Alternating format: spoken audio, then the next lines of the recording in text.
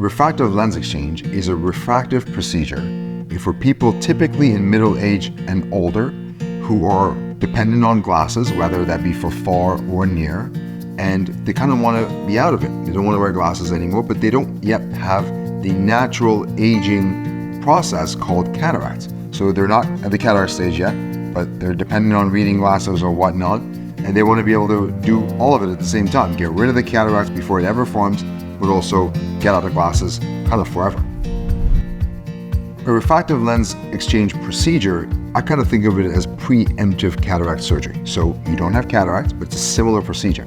We still take out the natural aging lens that is inside the eye, and we replace it with an artificial lens, kind of like a plastic, that also corrects your prescription, because we've already done all these diagnostic tests on the eye, so we know what your prescription is, and so we know what power of lens to put inside the eye.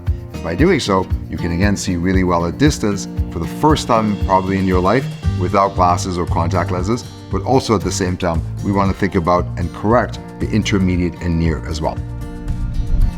So the ideal candidate for refractive lens exchange falls into a few categories. There are people who've had really excellent distance vision all their life, and when they hit around 40 or so, they develop aging vision, which is called presbyopia. Essentially, reading vision is starting to get away from them and their arms not long enough anymore, and they need reading glasses all the time.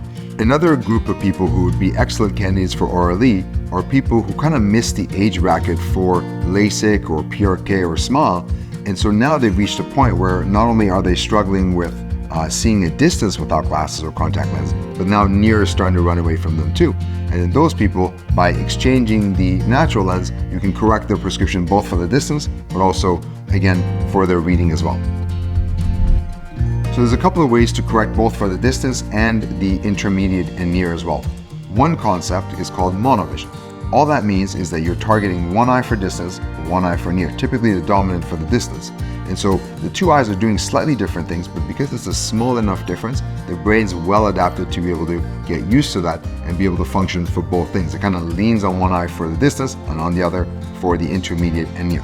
It does take a little bit of getting used to, but most people do really well.